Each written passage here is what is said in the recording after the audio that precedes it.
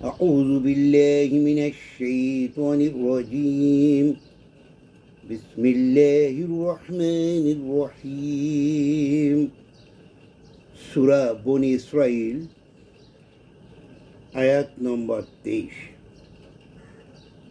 এখানে আল্লাহ রাব্বুল আলামিন বললেন, তোমার প্রভুর আদেশ করছেন তোমরা তাকে বাদ দিয়ে অন্য কারো উপাসনা করো না এবং তোমরা তোমাদের পিতামাতার সাথে সদ্ব্যবহার করো। তাদের একজন কিংবা উভয় যদি তোমরা জীবদ্দশায় বার্ধক্যে উপনীত হয় তাহলে তাদের সাথে বিরক্ত সূচক কিছু কথা বলো না এবং কখনো তাদের ধমক দিও না। তাদের সাথে সম্মানজনক ভদ্রজনিত কথা বলো। এখানে আল্লাহ রাব্বুল আলামিন আমাদেরকে দুটি আদেশ একসাথে করেছেন।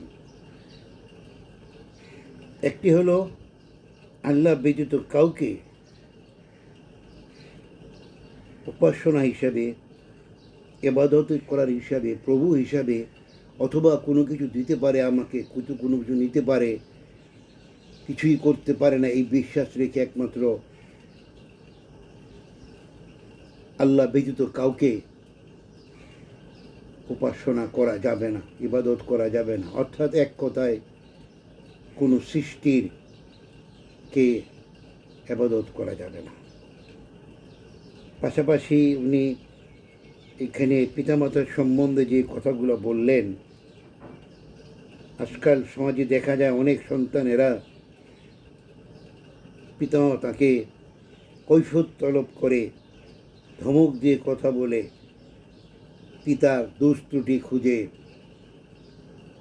এইসব সন্তানদেরকে বলবো, তোমরা দয়া করে এগুলি পরিহার করো যদি তোমরা জাহান্নামকে ভয় করো।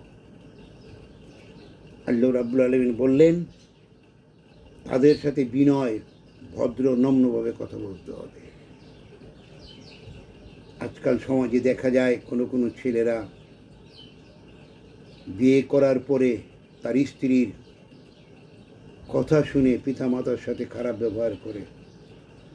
আমি এতটুকুই তাদেরকে বলবো, পিতামাতার কোনো দুষ্কৃতি তালাশ করা যাবে না, পিতামাতার সাথে জোরে কথা বলা যাবে না। পিতামাতার সাথে এখানে এই কথাটাই বলেছে, বিনয়, নম্রভাবে, সম্মানজনক, ভদ্রভাবে কথা বলতে হবে।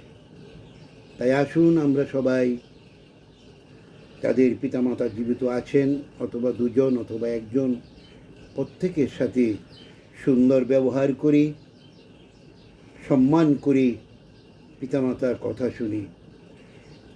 মনে রাখবেন, এই কোরআনের আয়াতগুলির পাশাপাশি হযরত মুহাম্মদ সাল্লাল্লাহু আলাইহি ওয়াসাল্লাম বলেছেন, পিতামাতার অবাধ্য সন্তান জান্নাতে প্রবেশ করবে না।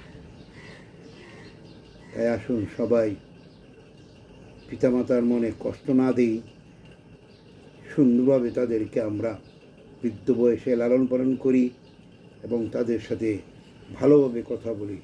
এই বলেই আমি আমার কথাগুলি শেষ করলাম। ধন্যবাদ সবাই।